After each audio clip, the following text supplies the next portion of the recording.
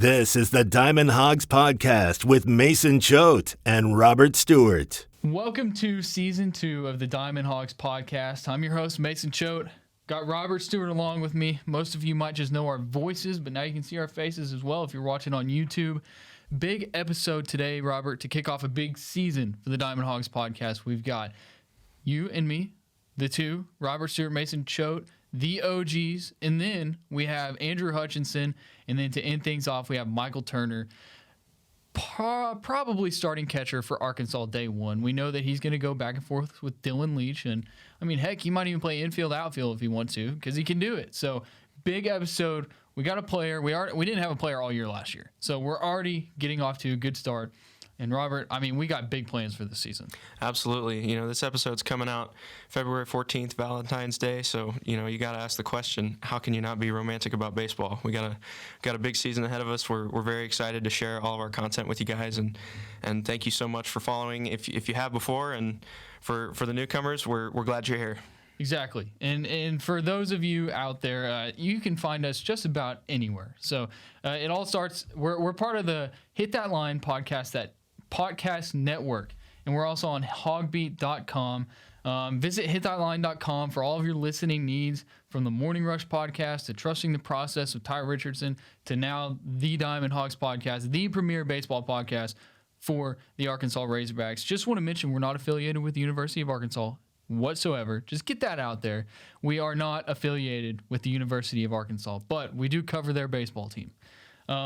If you would like to, also visit HawgBeat.com for the best coverage of Arkansas athletics around. Everybody knows Andrew Hutchinson. He's the best in the business. And then you have Alex Trader, myself, Kevin Bohannon, sometimes Robert. We bring you everything on Arkansas sports, and nobody does Arkansas baseball coverage better than HawgBeat.com. Last but not least, we're also available on 2 University of Arkansas student media platforms. That's the Arkansas Traveler website and KXUA, that's the radio station at the University of Arkansas.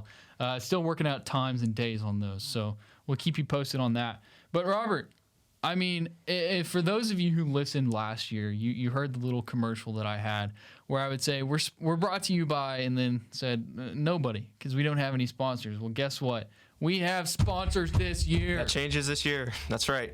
So first off, we've got Southern Tees. They are your premier screen printing provider for the Central Arkansas and the surrounding, not the Central Arkansas, oh dear. Okay, we'll cut that part. So first off, we've got Southern Tees. Southern Tees is your premier screen printing provider for Central Arkansas and the surrounding area. However, they're not only experts in the world of t-shirts. They also provide embroidery, promotional products, and team apparel. Need to raise money? Southern Tees offers unique options for online web stores for fundraising. They've helped their customers raise tens of thousands of dollars for their organizations. Call them at 501-932-0158 or check them out at southerntees.com. That's SOUTHERNTS.com. Southern hospitality, Southern charm, Southern Tees. All right. We'll have to work on those ad reads for you, Robert. We'll get there. Yeah, we'll get there. I'm a print guy by trade, so okay. We're getting there.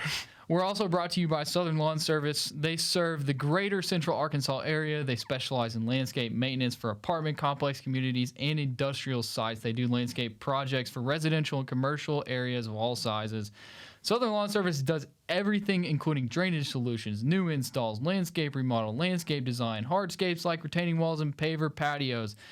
But it doesn't end there, Robert. They also sell bulk landscape supplies to the public. If you need mulch, if you need dirt, if you need gravel, if you need landscape rock, if you need sod, go to Southern Lawn Service. They're located at 1 Lee Road in Conway, Arkansas. Visit them or give them a call at 501-514-3463. Southern Tees might give us some t-shirts with our logo on it, by the way. That'd be pretty sweet. It would. I was actually talking to the owner, Sean Barber, this morning. He said that he can probably hook us up, ask for our sizes. So I'm not going to put that out there, but hopefully we can get that worked out. But let's get down to Arkansas baseball. Let's do it. I'm ready. Okay. I've been ready for weeks, months. Okay. Yeah, I think everybody's ready. Okay, so first we'll talk about the name change of the podcast. Basically, licensing issue. You can't use the word Hogs, even though other people can use Hog Baseball, H-O-G baseball, but we can't use Hogs, O-M-A-H-A-W-G-S. Definitely not salty about it. Yeah, it is what it is. But you know what? Diamond Hawgs is growing on me, and it's 3 words, so you can abbreviate it. I kind of like that better, actually. Yeah, DHP can be. It's more fun than OP. I think so. Okay. So got that out of the way. Just had to say that. Also, I think I already said this like 5 times, but we are in no way affiliated with the University of Arkansas. Just want to be clear on that. Yeah. So what is to come this season? Oh my goodness. So last year it was just like, I mean, we didn't start until like halfway through the year. Right. We interviewed media people, like some good names out there. No disrespect to anybody we interviewed because they were all great people. But this year, I mean, just bigger and better. We've got Michael Turner today. We've got Andrew Hutchinson today. And then moving forward, we're going to have more players. We're going to have former players. We're going to have future players. We're going to have bigger and better media members, which that kind of sounds bad because, I mean, there's no bigger. I mean, that was probably the best aspect we had going for us last year is we got a really good, baseball reporter from the opposing squad that was coming in to bomb or that Arkansas was going to play on the road. Exactly. But it's going to be better this year. More interviews that you want to see. We got the YouTube already. If you're watching on YouTube, that's something new. We're going to do live videos. We're going to be traveling. We're going to be going to the Round Rock Classic at the end of February. That's right. Excited for that. So excited. It's on Flow Baseball, and I know most of you listening and watching, actually, most of the people listening and watching are probably committed enough that they'll purchase the subscription. But if you don't, we'll have you covered. Yeah, I remember being in Arlington for the College Baseball Showdown last year, and there were a lot of folks complaining on Twitter about, it's behind a paywall. We don't want to go for that. So picked up a few followers there, and hopefully we'll do the same thing in Round Rock this year. Don't know how many folks are from the Arkansas media are going down there to cover that because you got the Kentucky basketball team in Fayetteville that weekend. So we're excited about going to Round Rock and providing the Omaha's Diamond Hawgs coverage. Yeah, don't say Omaha's. Just don't say Omaha's, Robert. Okay. Diamond Hawgs. But when we go to Round Rock, we're going to do game-by-game recaps. We're going to have short recaps after each game. That's something new. We kind of did that in the postseason last year, but we're going to do that for bigger things this year. That includes Round Rock, of course, and then once we get to the postseason, maybe some of the bigger series like Vanderbilt, Mississippi State. But as far as when episodes are coming out, we're thinking Monday mornings and either Thursday or Friday, depending on what day the weekend series starts. So just know that. Be ready for that. That's what we're planning on. But now we can start, Robert. We can officially start. Let's get into this roster? Yeah, let's get into this roster because, oh my goodness, you thought last year's team was really good. And they were. I mean, the best regular season in Razorback baseball history. I mean, they were consensus number 1 for, probably half the season. They were consensus number 1 until they lost. Right. To NC State, which, man. And yet, we talked to Dave Van Horn a couple weeks ago, and he said something like it's going to be, this year's team's going to be every bit as electric as it was the last few years. So exactly. I mean, he talked about this team like they can hit better too. Yeah. Which is the thing. I mean, we could go up and down the lineup right now, and we have our projected starting lineup, and it kind of coincides with the projected starting lineup that we've been doing over at HawgBeat.com. Go check them out, HawgBeat.com, player previews. I've done like half of them. Andrew Hutchinson's done like half of them. He'll be on the show later on. I'm trying to decide where I want to start, because, I mean, where do you start?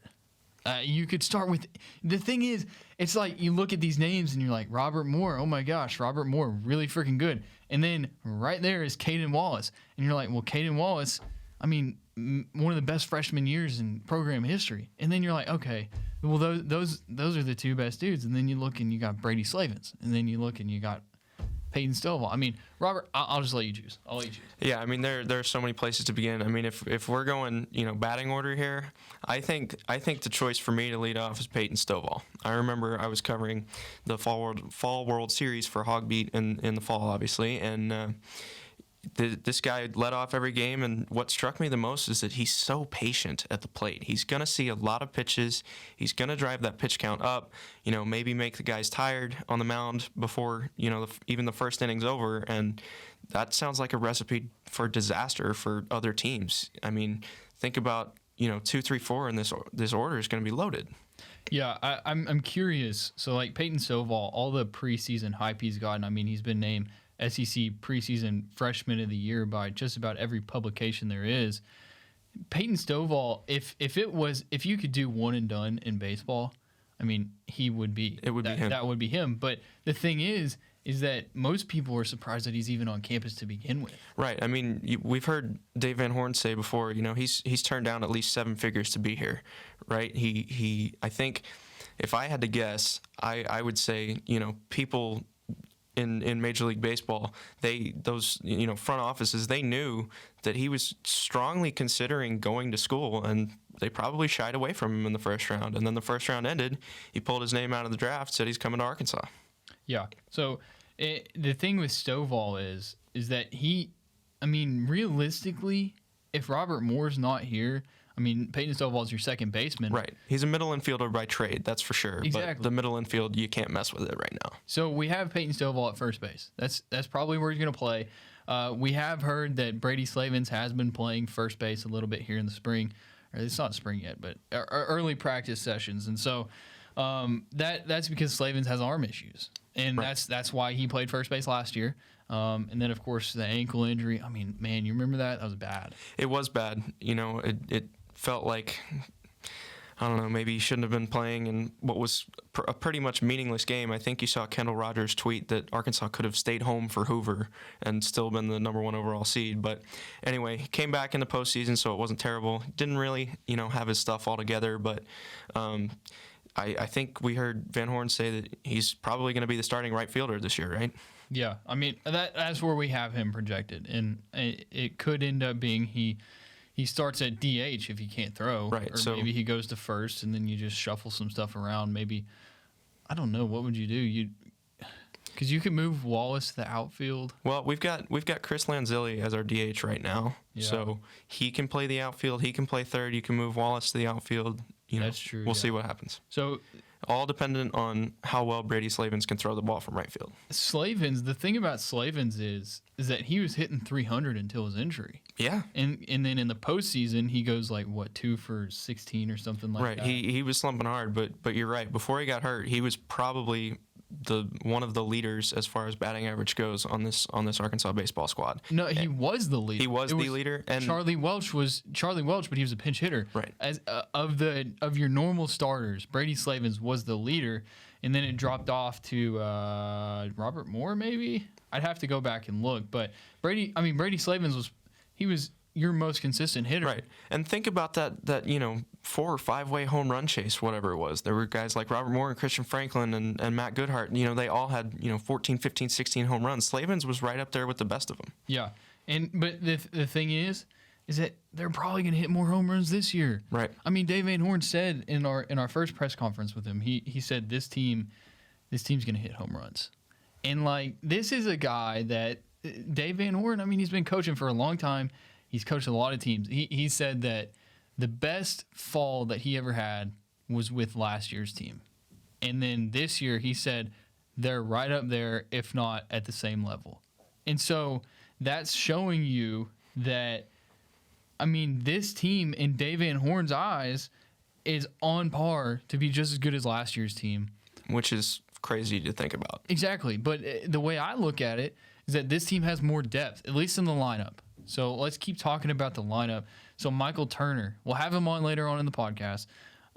We didn't really get into a whole lot of baseball stuff with him. We talked more just dudes. But this is Michael Turner. Dave Van Horn said that he should be playing Major League Baseball. Right. Or maybe not Major League, but professional baseball. Yeah. He called him the full package. He can really hit.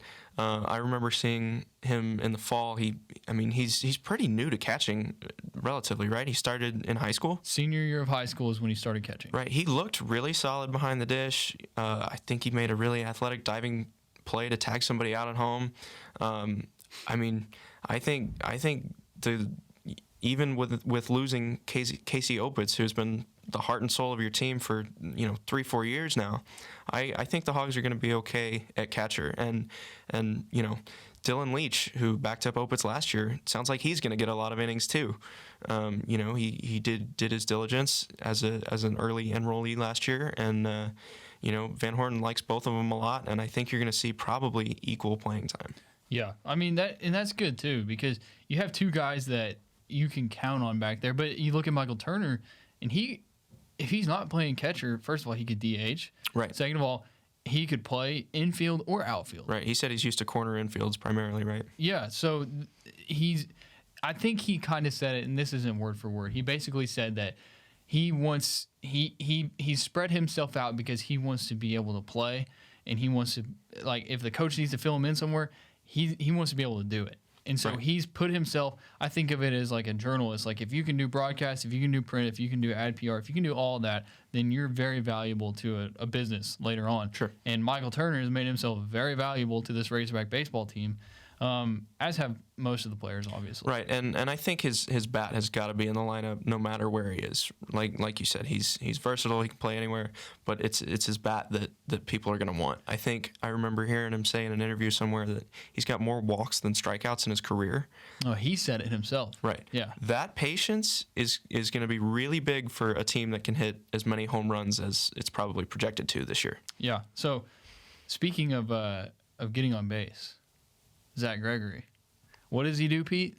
He gets on base. He gets on base. Zach Gregory, a guy that it's so difficult. I don't know how you fit him into this lineup. Huh? I don't know how you fit him into this lineup as is, but he's like, another one that can slot in anywhere. He's a really good utility guy. I think with this lineup, I mean, obviously there's slumps in baseball, but if a guy is on a major slump, you can fill someone in. Call number 3. You can do it, and Zach Gregory is that guy. And in Zach Gregory, he can fill in the outfield, and that's the thing about the outfield is just completely loaded. Right. And so, I really think Zach Gregory is going to see more playtime this year. And Dave Van Horn said it himself. He said he had about 100 at-bats last year. He expects him to get about 200 this year. Right. I mean, we don't have him as a projected starter right now, but you have to remember, like we talked about, he let off quite a few times toward the end of last year. Average wasn't really that great, but, you mentioned his on-base percentage was pretty good. He found a way to get on base. It wasn't necessarily through hits, but that's the job of a leadoff man, and he did it. Also, like you said, his glove is pretty strong. He's a really good defender. He's one of the more veteran guys on the team. He was voted a captain this year. So, he's in line for his share of innings, no doubt. Yeah, and let's keep it going here. Let's hit it with Jalen Battles. The shoulder injury, he's back from it. We know he didn't do a whole lot in the fall, but apparently from what we've heard, he's looking good in the spring. He should start opening weekend, and he's going to be wearing number 2. Yeah, that's right. I mean, he was like, hey, coach, can I wear number 2 next year? He said, you're going to be gone, but if you do come back, it's all yours. Guess what? He's back. He's wearing number 2. You'll remember that he didn't have the best of seasons to start off. It felt like he was kind of inconsistent at the plate. Obviously, the glove was incredible. That's why you have him.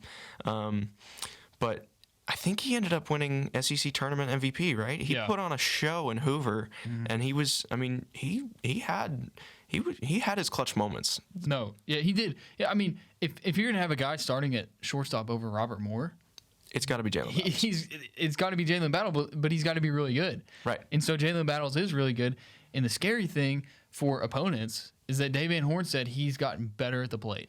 Right. And that's all he had to do, really, because you mentioned it. His glove was great. You know what you're getting from the glove. Yeah. If he improves at the plate, he's going to go pro.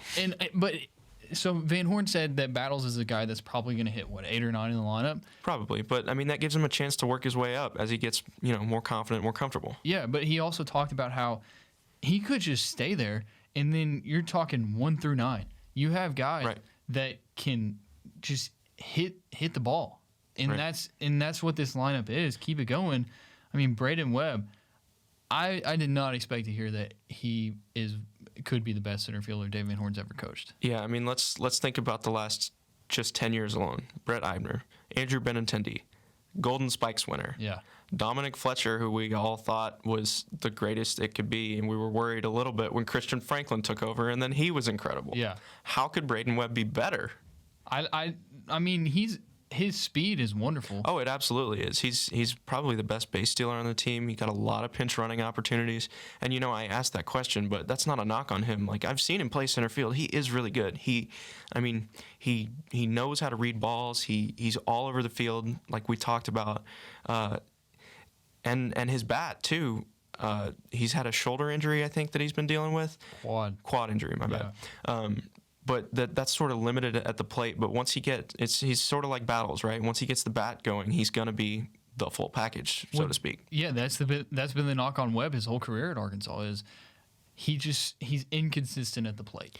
And think about it. I mean, we know the potential's there. Think about opening day last year in Arlington. He started all 3 of those games batting cleanup. Yeah. Against all top 10 opponents. Yeah. I mean, you've seen it here and there that Braden Webb has the power. We know he can hit home runs.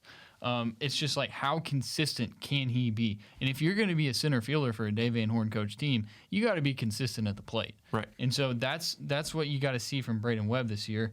And left, we got Jace Borfin, transfer from Oklahoma, who I myself thought played a pretty good center field, but yeah, with what Van Horn's saying about Webb, he's not going to get just a whole lot of time out there. But Borfin's got a really good glove.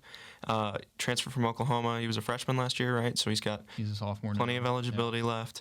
I don't know how many of you read my Game 4 story from the Fall World Series, but had an encounter with a scout from the San Diego Padres. It was really, really into what Jace Borfin has to offer at the plate, in the field. That's a pretty good story. There's part of an interview transcribed there. Go check that out. That guy can effing play. Right. That's the long story short there. Exactly. So that's high praise for Borfin. I'm excited to see him. We know he can get it done in the field, but just like all these other guys, he's going to hit as well. Absolutely. So speaking of hitting, I mean, might end up being the best hitter on the team. But that's very high praise. But Chris Lanzilli, dude, this transfer from Wake Forest. This guy can rake, let me tell you. His sophomore season at Wake Forest, I mean, he earned just about everything he could earn. He was an All-American. I'd have to go back and look. Let's see. Let me look at Chris Lanzilli here. To fill some time here, Fall World Series Game 1, Chris Lanzilli had an RBI double, a two-run single, and a walk. So he was 2 for 3 and got on base 3 times. So he was a freshman All-American, and then in his sophomore year, second-team All-American. He hit 347 with 67 RBIs, 16 home runs. He can hit the ball. And, I mean, doing so in the ACC, that's no joke. No. So that's another guy. That's who we have projected at DH. And, I mean, did we even talk about Caden Wallace yet? We have not. I mean, his freshman year, he hit 331 in SEC regular season play. Compare that to Heston Kjerstad, who his freshman year hit 322 in conference play. Heston Kjerstad, the number 2 overall. You may recall that Heston Kjerstad was taken 2nd overall. Yes. So, I think we just hit it all really quickly. But let's see.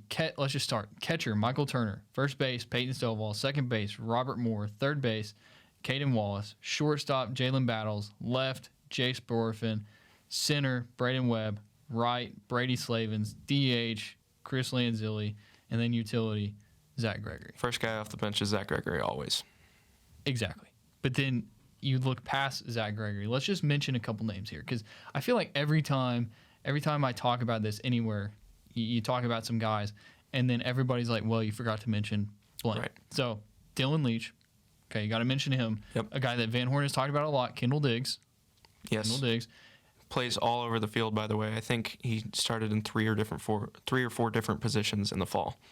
And then you have Drake Varnado, another guy that freshman shortstop, right? Yeah, Van Horn has mentioned him quite a bit as well. Let's see. There was another one. Solis. Max Solis. Solis, yep. He's supposed to be good. And then the last one that I'm going to mention that has caught my eye, and, I mean, you can mention Jade Putz, but Gabe Darcy. Mm-hmm. I think that he just adds even more depth in an already loaded outfield. Absolutely. So that's the lineup, Robert. We got pitching next. Before we get to pitching, Southern Lawn Service. Southern Lawn Service is serving the greater Central Arkansas area. We mentioned them earlier. Basically, anything you need done to your yard, Southern Lawn Service will take care of it. They do a great job. I mean, their slogan is "Your satisfaction is always our goal." They will not stop until you're satisfied. Their crews, they do amazing work. They work really hard. They have the best equipment that you can get basically on the market, and so that shows how much they care because they're using the best equipment to do the best work, and they have everything you need. And then they also have started to sell supplies that includes mulch, that includes dirt, that includes gravel, landscape rock, and sod. So if you're trying to redo your yard, trying to redo your flower bed, you got some dirt spots in your yard, you need some sod to fill it up, call Southern Lawn Service or go see them at 1 Lee Road in Conway, Arkansas. And then call them at 501-514-3463. And then don't forget Southern Tees, your premier screen printing provider for Central Arkansas and the surrounding area. However, they're not only experts in the world of T-shirts. They also provide embroidery, promotional products, and team apparel. If you need to raise money, Southern Tees offers unique options for online web stores for fundraising. They've helped customers raise tens of thousands of dollars for their organizations. Give them a call at 501-932-0158 or check them out online at southerntees.com. Southern hospitality, Southern charm, Southern Tees. Southern Tees, they do a great job. I'm excited to get our shirts so we can show everybody. Because once we get our shirts, then we can show you, like, this is the work that they're going to do. And so I'm excited about that, man. Absolutely. I mean, like, to have our logo on a shirt, I mean, it's pretty cool. A lot of people already have that, but we don't have that yet, and we're excited. We got a poster coming. We're going to put it back here, too. Absolutely. For those of you watching on YouTube, we're going to put it, like, back here. So that'll be fun. All right, pitching staff. This is where people worry. Yep. Including ourselves. Naturally, I mean, it's always the big question mark, it feels like, right? You know, going back to last year, you always knew what you were going to get from the batting order, but it was always a question mark on the hill. You know, you had Kevin Kopps, but he's gone now. I was about to say it's always a question mark, but like you knew you had somebody that you could put on there, and there was no question whatsoever. He can't throw 27 innings in a weekend, though. No, he can't. I mean, but the thing is all the way until the very end. Except for Patrick Wiggler. I mean, he came in. But, like, to the very end, Kevin Kopps gave it his all. Absolutely. And it just was – and what it came down to was they couldn't get it done on the plate. So, right. it was like it flipped. You know, you talked about pitching all year, and then what was your Achilles heel is at the plate. You just couldn't get it done. Right. But Connor Nolan is going to be the ace, at least to start. I mean, everything that we've heard from Connor Nolan – from people who've watched Connor Nolan, from ourselves who've watched Connor Nolan, he should be ready. Yeah, and, you know, he's in a tough situation, right? Obviously, Peyton Paulette was on tap to be the ace. Down he goes with Tommy John surgery. Probably could have been a top 10 draft pick as well, but neither here nor there now. It's Connor Nolan's job. You know, he was dealing with injuries on and off last year, so it felt like he wasn't ever really himself, but he's got his fastball up to 92, 93. Like you said, everybody we've heard from, everything we've seen seems to indicate that he's ready to go. He's got, you know, as many as 5 pitches working on any given day. So the mix is good. Van Horn said he's pitching more to contact. Shout out Crash Davis. Strikeouts are fascist. Bull Durham reference there for all of you out there. Fewer pitches, longer innings, or more innings. That's a good recipe for Connor Nolan there. Well, look back to his freshman year, which was his most successful year. What did he do a lot? He struck people out a lot, but it wasn't. He was not pitching to contact. Right, you can't eat up innings that way. He was pitching to strike people out, and now that he is pitching to contact, you got to think. Well, he probably watched a little bit of Kevin Kopps, but Connor Nolan has great movement on his pitches. His changeup is beautiful, and he's got a 5-pitch repertoire to work with. That's not. I mean, you gotta give some credit to him. Yeah, and Dave Van Horn has said he's in the best shape of his life. I mean, people saw last year that he put on some pounds. I'm not going to sit here and say that he looked bad because he was still in great shape, but he's in better shape now, and that's just a recipe for success. But moving on from Nolan, this is where people are like, okay, well, what goes on now? Because Nolan is a guy that, you know, he's been here, he's done it. This will be his third year to do it. Of course, injuries last year, but so I think our second starter that we're looking at is probably Hagen Smith, left-handed freshman. This is a hard-throwing lefty freshman from Texas. I remember being really impressed with him when I saw him in the fall. what was the Dave Van Horn quote the other day? He's 18, but he throws like he's 22. Yeah. So, hats off to him. Let's see that fall outing. He threw 3 innings, gave up 2 hits, no runs, walked 1, and struck out 5. So, there's a lot to be excited about this freshman, I think. Yeah, I'm trying to find his stats from the first scrimmage here. That was at the end of January. I know Noland in that first scrimmage, he pitched to 7 guys and struck 5 of them out. So that was pretty good. Let's see. Hagen Smith is who I'm looking for.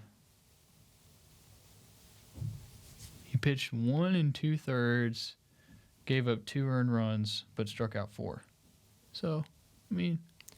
And I don't remember what the official number was, but I remember that his fastball velocity is way up there. Yeah. So he's a freshman. So don't expect him to come out and just be Kevin Kopps or whoever. Right.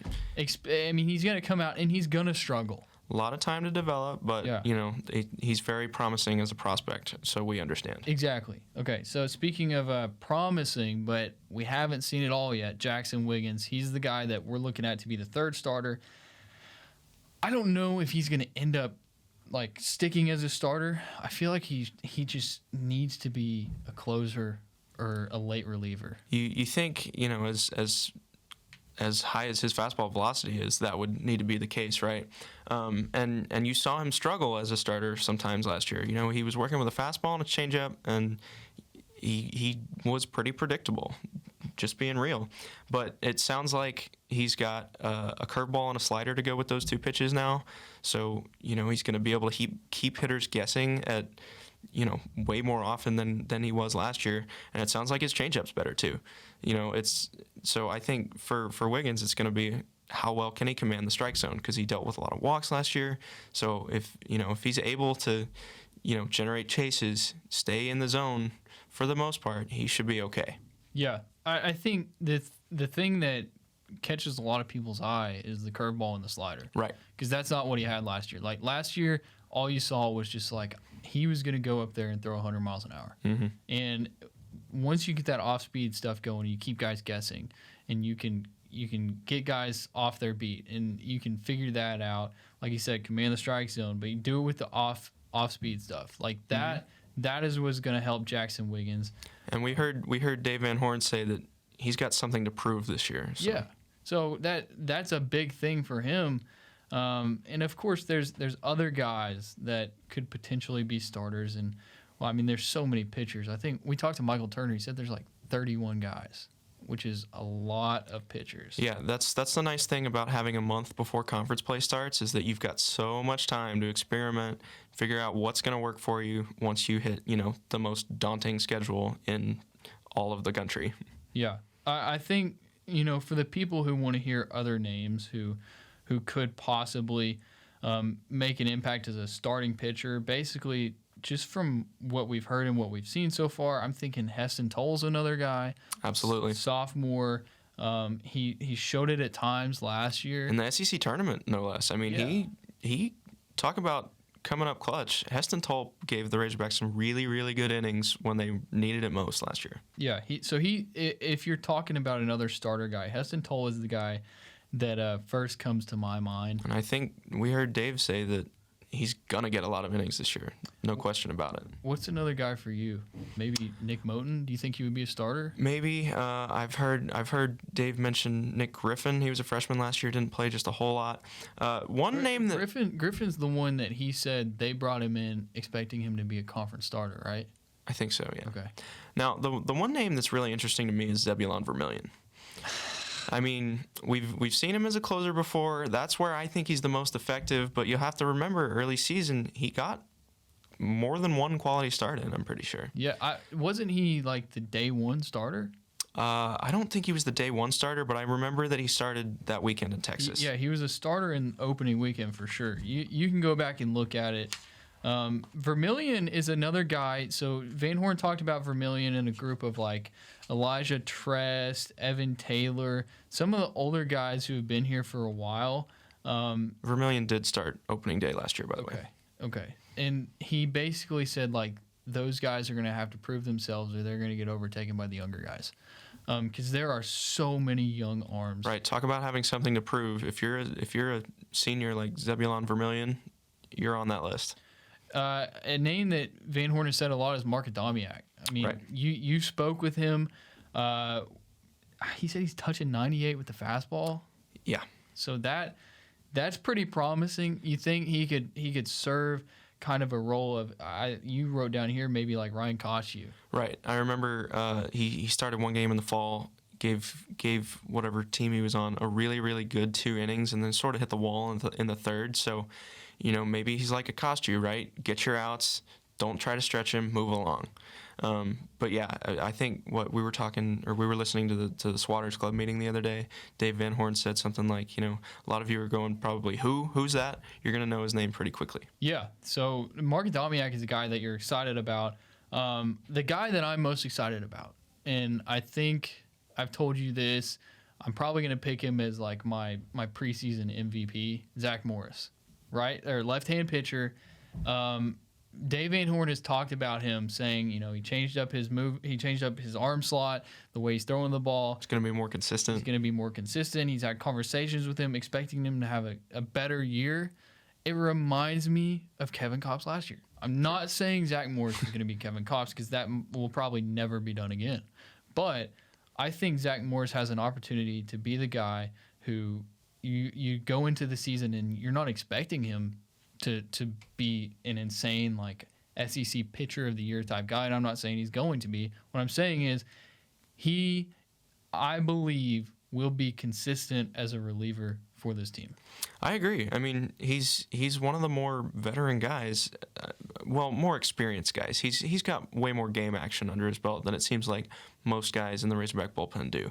I was looking at the stats earlier. I think he only threw 15 innings in 2021, but it kind of seemed like it was more than that. I remember writing his name in my scorebook a lot. Maybe it was a lot of 1-inning outings. I'm not sure, but he seemed like he was a strong left-handed presence when the Hogs needed him to be, and I fully expect that to continue again this year. Yeah. So just to mention a few more names before we wrap up here with pitching, because we got to get to Andrew Hutchinson. Freshmen. There's so many good freshman pitchers. I mean, Brady Tygart, Austin Ledbetter. We mentioned Nick Moten. Let's see. Already mentioned Hagen Smith. And there are a couple sophomores, Nick Griffin and Gabe Starks, that I think Van Horn mentioned that he's going to be looking at to tack on some more innings this year. And we haven't even mentioned Isaac Bracken. I mean, Right. They brought Bracken in to be a weekend starter, and then he had an injury last year, and they're expecting him to come in and have plenty of innings this year. Right. Don't count him out either. He was a weekend starter in Northern Colorado. So. And I was just looking at last year's media guide. He was a senior then, so he's again, talk about experience. He's got it. Yeah, he took his COVID year. So, the thing with pitching staff is that right now it's a lot of unproven. Right. And that's not what it's like with the lineup. With the lineup, you have so many guys that, I mean, even Peyton Stovall, who's a freshman, like, I guess you could say he's unproven, but he seems to be worthy of all that praise. He was going to be a first-round draft pick. And you got to be a good baseball player to be a first-round draft pick. Right. Unless you're freaking Billy Bean. And Billy Bean was good at baseball. But Right. it's baseball's baseball. Mm-hmm. So Yeah, they've got 14 games before Kentucky comes to town in mid-March to figure out what they want to do before, the SEC schedule gets going. Because blink and you'll miss it. It'll be here. It'll be here very soon, and it will not stop. It's grueling. yeah, in those 14 games includes the trip to Round Rock, where they're going to play Stanford, who's a top 10 team. I mean, College World Series. College World Series finalists last year. So- Well, not finalists, but made it to Omaha. They made it to Omaha. So we'll get into the schedule here coming up with Andrew Hutchinson, talk about some TV stuff that he's not happy about. But if you want to hear more of the Diamond Hawgs podcast, you can go to hitthatline.com. We're streaming on the Hit That Line podcast network, or you can also go to HawgBeat.com and search HawgBeat on YouTube. We're available there. If you're watching it right now, then you've already found it. If you're listening, you can find it on HawgBeat.com as well. Also, Hit That Line podcast, as I mentioned. Visit HawgBeat.com. We'll talk more about that with Andrew Hutchinson. He'll probably tell you some of that. And then we're also available on the Arkansas Traveler website and on KXUA on days to be determined. 88.3 KXUA and UATrav.com. Yes. So before we get to Andrew Hutchinson, I want to let you know again about our sponsors, Southern Lawn Service. I mean, if you're trying to get lawn care done in Central Arkansas, Southern Lawn Service, who you want to call? 501-514-3463. You heard me talk about them before, but I'll tell you again, they have everything you need. They do drainage solutions, new installs, landscape remodel, landscape design, hardscapes like retaining walls and paver patios. You don't have to go to these big construction companies to get that stuff done. You can go to Southern Lawn Service, and they'll give you a good deal on it too. I know the owner personally. So if you want mulch, if you want dirt, if you want gravel, if you want landscape rock, if you want sod, if you're trying to redo your yard, just call them up. They'll give you the supplies you need. They'll tell you how to do it, or go see them at 1 Lee Road in Conway, Arkansas. And don't forget about Southern Tees for your T-shirt needs and fundraising as well. Don't forget they also provide embroidery, promotional products, and team apparel. So if you want to get some T-shirt needs taken care of, then give them a call at 501-932-0158. Check them out online at southerntees.com. That's Southern Hospitality, Southern Charm, Southern Tees. And now we're going to talk to Andrew Hutchinson. The Diamond Hawgs Podcast is the premier Razorback baseball podcast. We now welcome on Andrew Hutchinson from HawgBeat.com, a guy that I work with, a guy that Robert has worked with, a guy that you've probably heard from before when it comes to Arkansas baseball because he's the best in the business.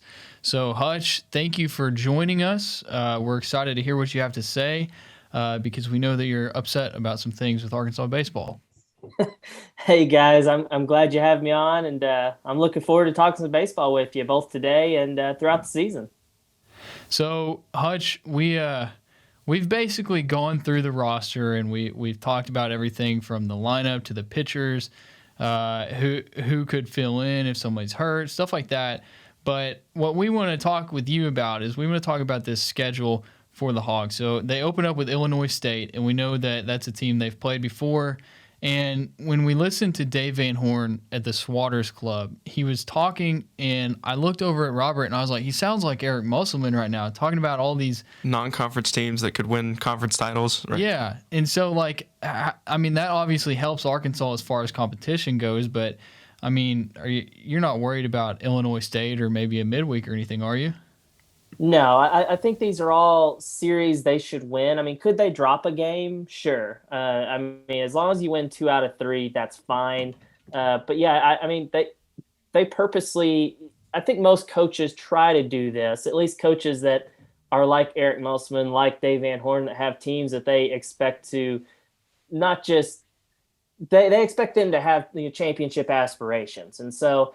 They want to play quality teams that both help out the RPI for baseball, the net for basketball, and they want to be able to prepare their team with some decent teams before you get into the gauntlet that is SEC play. And I think Illinois State is a quality team. I think Illinois Chicago is a quality team. I don't know much about Southeastern Louisiana, but it sounds like Dave Van Horn thinks that they're a quality team there in the Southland, which I know is a decent, mid-major baseball conference. And then, of course, you got the Round Rock event that's going to be awesome with really 3 pretty quality teams, including a top 10 team in Stanford. So I think it's a really solid schedule.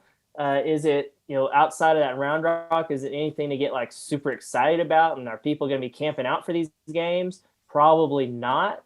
But they are teams that are capable if they have an ace. It sounds like Illinois Chicago has some really good pitching. If they have a dude, baseball is one sport where if you just have a really good pitcher, you could beat a really good team. Now, it's another thing to win 2 out of 3. That's where I think Arkansas should have no problem doing is winning these non-conference games. At least the series is concerned. Now, you've been covering Arkansas baseball for a while now, and it seems like it's pretty commonplace for them to do these I guess, preseason tournaments, down in Texas. This Round Rock Classic, sorry, earphone fell out there. This Round Rock Classic with Indiana, Stanford, Louisiana, how does this, I guess, location and tournament field compare to some of the other preseason tournaments that they've done in the past?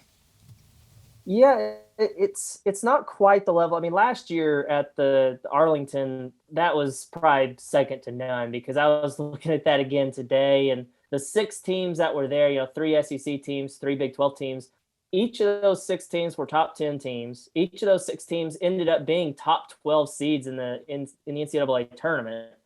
Just an incredible, stupid, loaded field. That's probably the best one I've ever seen in my time covering the team. But they've played some really good ones. The Shriners Classic, whatever they're calling it now, down in Houston. That's cool because they get to play at Minute Maid. I know back in early on in Dave Van Horn's tenure, I think they played one up in like Minnesota where they played where the Twins play. They've gone out west before. They played in Arizona.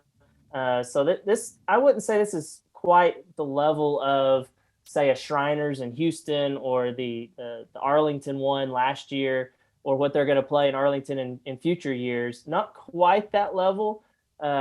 Both just the opponent and the venue. I mean, I think it's a AAA ballpark, so it's not a major league ballpark, but still a pretty good venue.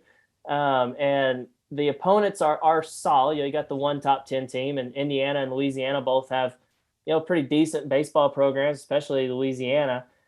So it's a quality, good, very good, I'd even say, early non-conference, tournament type deal, but it's not quite as prestigious as some of the ones they've played in the past. Well, moving on from non-conference, I'm curious your thoughts on some of the conference slate, because Arkansas's got some really good home conference series. You're talking about Mississippi State. You're talking about Vanderbilt. Let's see, who else do they have? Ole Miss. They got Kentucky. And so those are some really good home conference slates, but we're going to get into your problem here. I mean, like, the Vanderbilt series isn't even on national television, Hutch. Yeah, I don't know who the heck made this schedule and who decided which games went on SEC Network, which ones went on ESPN. It almost seems like they kind of had them all listed up on the thing and threw darts at it blindfolded or something, because to only have 8 Arkansas games on national television, that's ridiculous. And you can't just say 8 and get all upset or whatever. You got to have some perspective. Well, here's the perspective. That's tied for the fewest in the SEC. Auburn, Missouri, A&M, and South Carolina are the other teams that only have 8 games. I mean, those are 3 teams that were just terrible last year. And then South Carolina, which was mediocre, they got a decent program, made the NCAA tournament. But to be on the same level as Missouri, I mean, how many people listening to this podcast knew Missouri played baseball? I mean, good Lord. They should be up there with the likes of Mississippi State, Vanderbilt, LSU. They should be getting those same kind of TV slots. And the fact that they didn't, and the fact that the Vanderbilt series, of all series, I mean, that's an epic series. I mean, it's the next to last series weekend of the regular season. There could be a ton at stake there. I mean, Vanderbilt could be vying for the East title. Arkansas could be vying for the West title. How that's not on TV, I don't know. Whoever made that decision, I would really, really, really like to ask them kind of their reasoning behind it. Okay, so I've got the full SEC schedule for that Vanderbilt weekend up right now. So Sunday, May 15th, you've got Alabama, Auburn. Neither team is ranked on the SEC network. You've got Mississippi State, Texas A&M. A&M is not ranked. Let's see, Saturday, Kentucky, South Carolina, 2 more unranked teams. Ole Miss, LSU. I can see that one. That's 5 versus 8 as of right now. And then 3 games Friday night, Georgia, Tennessee, both ranked. Alabama, Auburn, not ranked.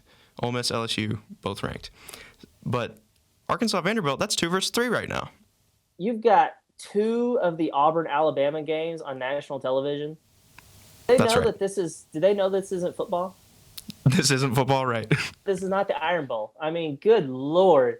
Whoever made that decision is just, holy smokes. That is a decision for sure.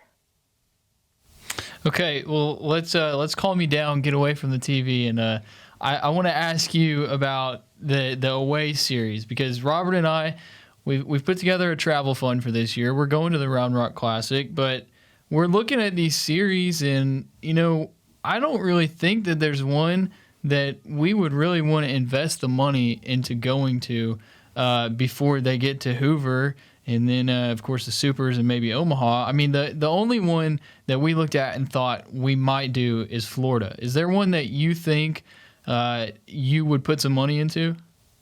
Yeah, I mean, the other one, I mean, obviously Florida is the obvious choice. They're a ranked team, usually really good. And of course, then you got to throw in the fact that it's Gainesville. It's probably the longest trip you'd have. The one that would be fun, even if they're not as good as they maybe have been in recent years, is Texas A&M. I know they've got a really good environment there in College Station. I know it may not be Baum, it may not be Swayze, it may not be Duty Noble or the Box in Baton Rouge. I mean, it's not quite that level, but it is close. It is when they're good, they can make it a fun environment. And I think that's really something you look for when you travel is kind of what's a fun environment to be a part of. And I think that would be one. But the Aggies, they're not ranked, as y'all said, and so it's not quite the level of a trip to Starkville or a trip to Oxford or a trip to Baton Rouge or even like Knoxville, Tennessee last year. There's not quite one like that. And honestly, that's why you look at this schedule for Arkansas and you think that it's really manageable. I mean, it's brutal no matter how you slice it when you're in the SEC. But the fact that you get Missouri on the road, A&M on the road, Auburn, Alabama on the road, Florida's tough. But I mean, those other four I mentioned, those are all very winnable series. And to get them on the road, like to have those as your road games, and then you get the home field advantage for your really tough ones, your Vanderbilts, your Ole Miss, Mississippi State, LSU, that really works in Arkansas's favor. And one reason why I think that, Arkansas is probably going to be picked to win the West and, contend for an overall SEC title once again. There are two interesting non-conference, I guess, neutral site games on the schedule this year. There's always the game at Dickey-Stevens Park in North Little Rock, and then there's the one at Kauffman Stadium in Kansas City this year. What are your thoughts on those? Are those two that you're looking at going to? Yeah, I think I always try to make it down to the game at Dickey-Stevens. It's an easy trip. It's Little Rock, easy drive. I've got family that lives down there that I can stay with, and it's always a really good game, even when they're not playing good teams. I mean, they are playing, I believe, an in-state team. I want to say UCA, yeah. So that's always an entertaining game. They've played some really bad teams down there, and it's still been close, like Grambling and Mississippi Valley. Just really not good teams, and it's still a good game. Plus, it's a really good environment. The fans show up for that. There's probably more fans at Dickey-Stevens for the one midweek game against a team like Grambling than there would be at Baum-Walker Stadium for a midweek game against Grambling. So it's a good environment. I like doing that. And then, of course, it's not exactly a sexy matchup at Kauffman Stadium, but it's at Kauffman Stadium. That's a major league ballpark. I've been to games there as a fan to see the Royals and whoever they're playing and everything, but I've never been able to cover a game at a big league ballpark, and so that would be a trip that I'm hoping I'm able to make. I don't know how the schedule plays out. I've got a 2-year-old daughter that sometimes likes to make my plans for me, so we'll see how that goes. But that would be a fun trip to kind of go and experience. And Dave Van Horn mentioned that I guess it's the midweek leading into their series at Missouri.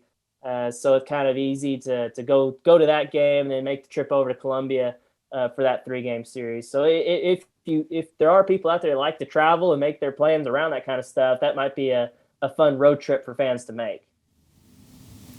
All right, before we let you go, I want to ask you a question. I don't know if you've been asked this before or if you've even thought about it yet, but who would you say is your preseason MVP for this team? Let's go a batter and a pitcher because I want both. Yeah, so I'll start with what I believe is maybe the easy one based on everything we've heard from Dave Van Horn is the pitcher. I think Connor Nolan has the ability to finally be that ace that we kind of thought he would be, whenever he was that heralded two-sport guy coming out of Greenwood. Sounds like he has really reshaped his body in really good condition. I know that was some stuff people like to make comments about last year, how he looked a little bit bigger last season. But I think he's really locked in and dialed in. And I think he's going to have a big year on the mound for Arkansas and can really fill that ace role that you thought Peyton Paulette was going to be before he had to have Tommy John. Then as far as the hitting goes, a guy in the field, there are so many options because this is just going to be a crazy loaded lineup. But but I'm going to go with Caden Wallace. I think people don't truly appreciate what kind of freshman season he had because his overall batting average was, I think, 280 something or 270 something. But 279, I think. 279, yeah. So, I mean, that doesn't really jump off the page. Like, it's not as sexy as, I think Casey Martin a few years back hit like 330 something as a freshman, and Kerstad was like 320 something. But if you look at what he did in SEC play, he was incredible. I think he hit like 330 in SEC play and during the regular season.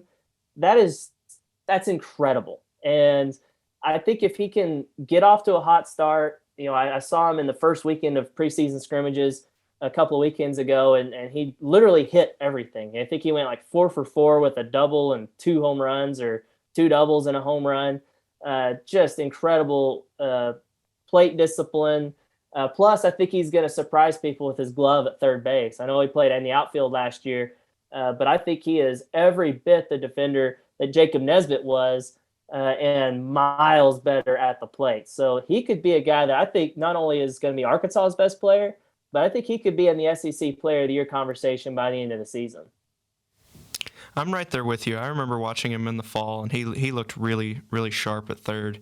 Van Horn said a couple weeks ago that we recruited him to be a third baseman. That's what we want him to be, and he's going to have a good shot to fill that role this year. Yeah. Hutch, before we let you go, I want you to kind of tell everybody what they can get from you over at HawgBeat.com, because I've said it before, I'll say it again. I mean, nobody does Arkansas baseball coverage better than you guys at HawgBeat.com. Yeah, that's what we strive to do is cover baseball just as hard as we do football and men's basketball, because this program in Arkansas deserves it. I mean, it is second to none, in my opinion. And Dave Van Horn is fantastic as a coach to work with the media. So we do our best. And right now, before the season, if you want to get any type of, kind of thoughts on the entire kind of projected lineup, Mason and I have both kind of split duties there, kind of previewing each player that we believe is a projected starter. Plus, we've taken a look at the starting rotation and bullpen, the bench.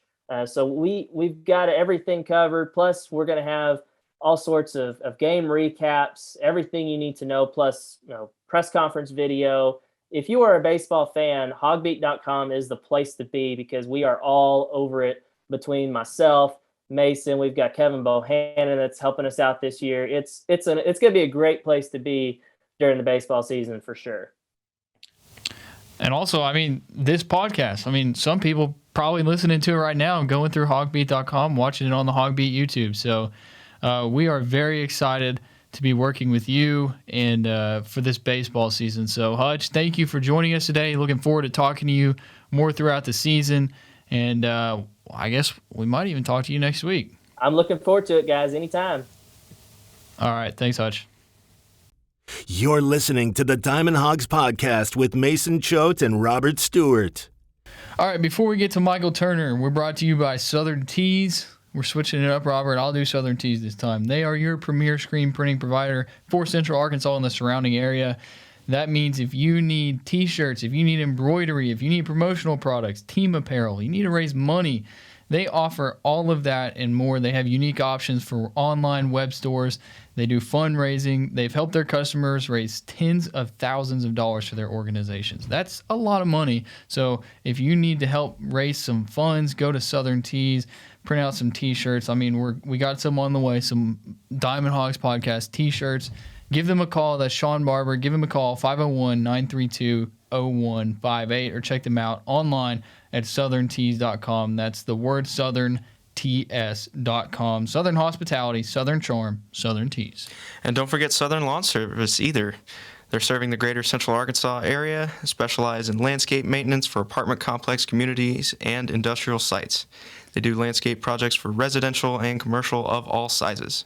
Southern Lawn Service does everything, including drainage solutions, new installs, landscape remodeling, landscape design, hardscapes like retaining walls, and paver patios.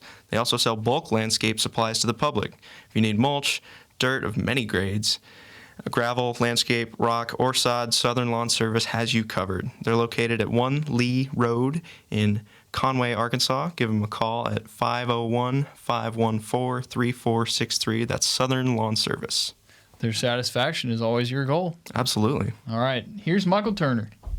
All right. We now have Michael Turner. Turner time. Michael, thank you so much for joining us. I don't want to ask you, why Arkansas, because I feel like you've probably answered that question a lot so far. So rather than that, I want to know, what is your goal at Arkansas this season? I think it's going to be pretty common with everybody else. The ultimate goal for everyone, I think, is national championship. And I think when I got the opportunity to come here, that was definitely something in the back of my mind. I don't think where I was like near as good as an opportunity as it is here. And when I got the opportunity from Coach Thompson and Coach Van Horn, that was definitely something I was thinking about the whole time. Hey, Michael, Robert Stewart here. Your coach, Dave Van Horn, has given you some pretty high praise in the last couple of weeks in the two press conferences he's given. So not only are you playing for one of the most well-respected skippers in all of college baseball, but he's got some high praise for you. What are your thoughts on that? Yeah, man, that's amazing. I'm kind of speechless about it. I mean, you see some stuff on social media, and I'm like, comes with a little bit of pressure. I mean, he's well respected, and it's a good pressure though. I hope I can fill up to those expectations, but I have nothing but good things to say about him ever since I came here. Honestly, I'll never forget the first practice we ever had. I couldn't believe it. I didn't really know much about him. Like, we only talked on Zoom one time before I came, and I got here, met him and everything. It was real quick. We go out for the first practice, and the first thing I see is him dragging the field with a handheld rake. And I'll never forget that, because I thought that was the coolest thing ever for a coach that's that well respected to be doing little things like that. I think that set the tone for the culture right away when I got here. So I'm curious. I've read that you didn't start playing catcher until senior year in high school. So have you kind of taken to it? Do you enjoy catcher now, or do you still kind of wish that maybe you could play another position, or are you just comfortable back there? Yeah, man. I love it. I think being a part of every play is special. And I think I've always had a pretty good knowledge of the game in general. And I think the guy that knows most about the game is most involved is the catching position. So, I feel like it fits me and it fits my personality a little bit. But with that being said, I still feel super comfortable at third, first. Like, I played shortstop my whole high school career, so I was a middle infielder for a while. I honestly think that translated a little bit to catching with my footwork and stuff, like quick throws a second. Yeah, I think it helps a lot. But yeah, I'm definitely still comfortable with the corner positions for sure. Van Horn has some pretty high praise for Dylan Leach as well. Your counterpart said he wants to get him a lot of innings this year. I'm curious, what's the dynamic been like between the two of you? Yeah, it's cool. Me and Dylan go to work every day, and he works his butt off. And I got a lot of respect for him for doing what he did. He came here early out of high school. I don't know if he was thinking this, but if I came out of high school, I don't think I would expect to play right away. Like, it's like a learning thing, especially playing behind Opitz. So I give a lot of praise to him. He's still a young kid compared to, I feel like I'm older around him, but I don't know. I just try to help him out in any way that I can, and he does the same for me. And it's a pretty good relationship. On the topic of relationships, I'm curious, do you have a pitcher that you kind of just work well with together? You feel like you guys are just hand in hand, you're comfortable with each other? And do you maybe have some guys where maybe it's not there, maybe it's really difficult for you to kind of get comfortable with him? I wouldn't say difficult for anybody. I think I enjoy catching all the guys on the team. It's the experience I've had with the pitching staff is pretty unique. So for me, like, when I was catching at my previous school, there wasn't, like, we had 35 guys in the fall show up, and that was it. When I got here, there was like 32 pitchers on the field. So it's a little bit different. I got to know everybody pretty quick, catching as much as we do. I feel pretty comfortable with everybody, to be honest with you. I don't want to give any specific names, but I think once we get going in season, that connection will build a little bit more as we get more comfortable with each other in game. I think I remember you saying one time that you've got more walks than strikeouts in your career. I'm curious, what will your patience at the plate bring to this Arkansas lineup, which is really known for its home run hitting ability?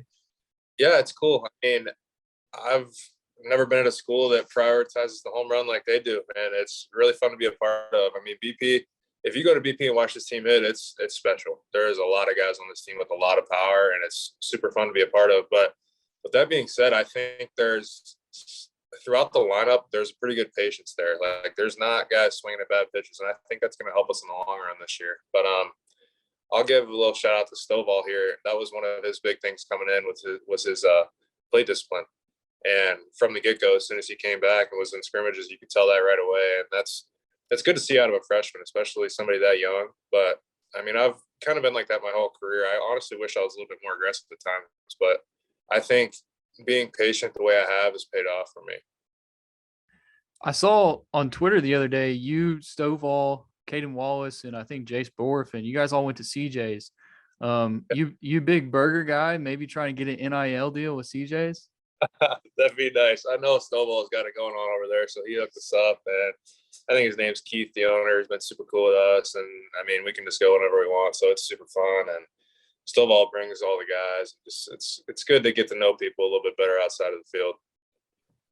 A few days ago, Dave was talking about the new locker room. You got a ping pong table in there, and he said you got some pretty good battles going on in there. Have you been in on that action at all? Yeah, I'm going to take credit here. I will tell you that I'm the best ping pong player on the team. Me and Stovall are going to go back and forth on that one, but I can confidently say that. Okay. That locker room, man. I mean, I've toured some stadiums, like I'm talking football, like NFL stadiums. I toured, Arkansas's football locker room, and that's like top notch. But you look at y'all's baseball locker room in there in that new facility, that's top of the line. I mean, I'm not going to sit here and trash Kent State because, to be honest with you, I don't know a lot about Kent State other than what I think Julian Edelman played there.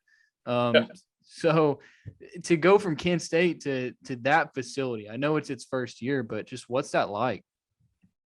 To be completely honest with you, when I committed here, like through the transfer portal, I didn't know much about that building. Like that was something that they brought up in the when I was talking to Coach Thompson and Coach Van Horn. They were like, look, this is going to be the first year that it's open. And I was like, I was already coming before you guys even told me that. But then they gave me like a little virtual tour and walked me through it a little bit. And when I moved in, my parents came with me and they got to see that. And it's just, there's no words. I mean, you can't ask for anything more than that. If you want to go to a school where you're going to get better and have every resource there, this is the place to go. There's no doubt. When we were touring that facility a few weeks ago, I remember seeing Patrick Wicklander and Lyle Lockhart and Blaine Knight among a few other former pros there.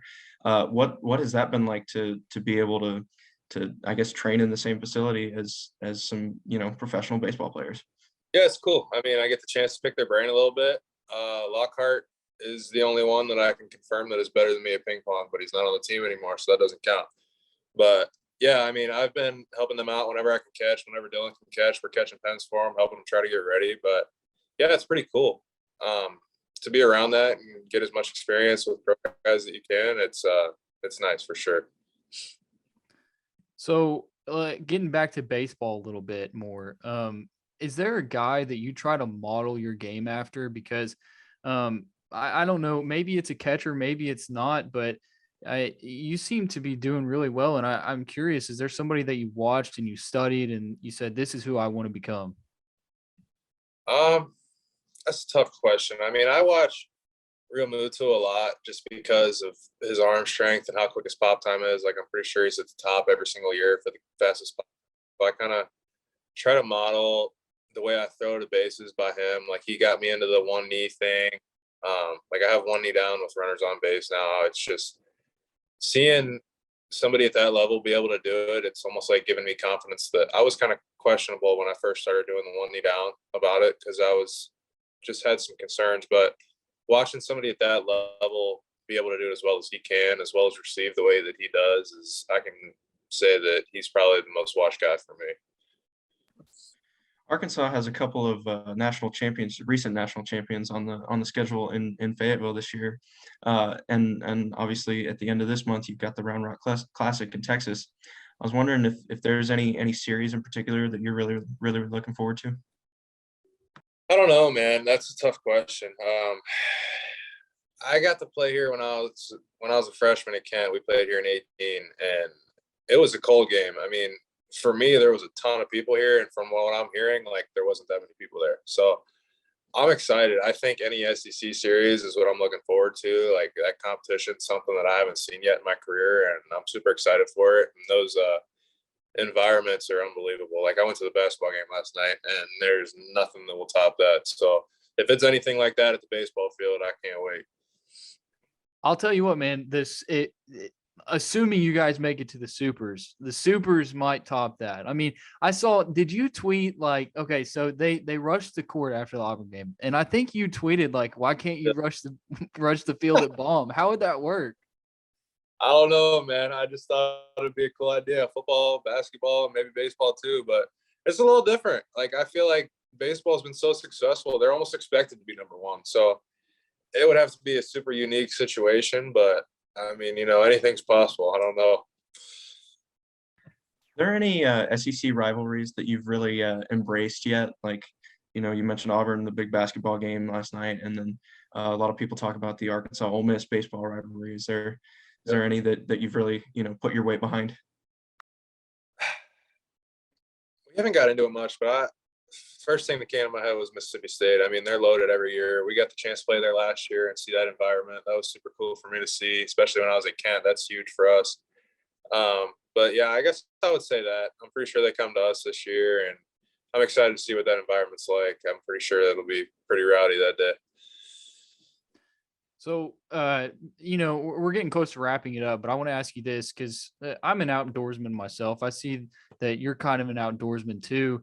Have you gotten to do anything here in the state of Arkansas? Maybe get out and fish a little bit. I mean, Blaine Knight was in town. Did he take you fishing? Oh, I actually haven't talked to Blaine. The only thing I know about Blaine is that he threw against us in 18.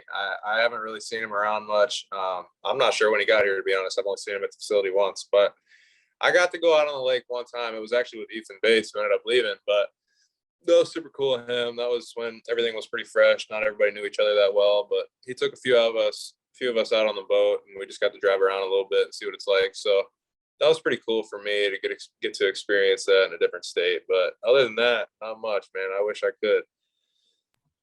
I think this is the last thing for me here, but I guess, do you have a message for the fans with opening day right around the corner? That's a tough one. Bring the energy, man. I'm excited to see it. This is the first year for me in the SEC, and I want to see what it's all about. So there's a lot of hype around it, and I hope it lives up to it. Before I wrap it up, I've seen this T-shirt. I mentioned at the beginning. It says Turner Time. It's got a picture of you on it. I mean, what's that about, and where can people find those? There's a link. So I posted a link on Instagram a while back. I should probably put it in my bio or something, but I don't know. It's just a cool thing. Like a lot of people are crazy about sports here, and I mean, if they're interested, let me know. I'll hook them up and try to get it to them. But I don't know. Why not take advantage of the NIL stuff that came out this year? Yeah, for sure, man. Well, hey, thank you, Michael, for coming on. We loved it. Definitely would love to have you back on if you want to, but hope you have a great season, man, and good luck the rest of the way. Yeah, man, I appreciate it. Anytime, just let me know. Give me a little heads up, and I'll be here. Big thanks to Michael Turner. That was awesome. Glad that we were able to get a player on. We had some issues. We got it figured out. We had Michael Turner. Awesome interview. Great guy. We're excited to have more players, more former players, more future players on the podcast. But, Robert, that was episode 1 of season 2 of the Diamond Hawgs Podcast, and I'm excited. I can't wait for the season to actually get going here. Let's see, today's February 14th, so at the end of this week, we'll have some hog ball. So you're listening to this on Monday. That means that on Friday, you'll have your first series preview. We're going to preview the Illinois State series. It's just like we've been sitting and waiting, and it's here. Yeah. It's here. And then next week, we get to go to Round Rock, watch the Round Rock Classic. But I'm excited for Razorback baseball, excited to see what this team can do, excited for this podcast. Thank you for listening to this podcast. Robert, you have anything to say to the people? Just make sure you're following us on Twitter for everything Arkansas baseball. If you're watching on YouTube, you can see our Twitter handles. If not, if you're just listening, then that's at Choate Mason over there. I'm at drstew32. Give us a follow, and we'll provide you great coverage all year long. Exactly. If you want to stay up to date on Arkansas baseball, go follow us on Twitter because we'll have you covered. With that being said, thank you for listening to the Diamond Hawgs Podcast, and we'll talk to you on Friday. You've been listening to the Diamond Hawgs Podcast. Follow the guys on Twitter at Choate Mason and at DRStew32.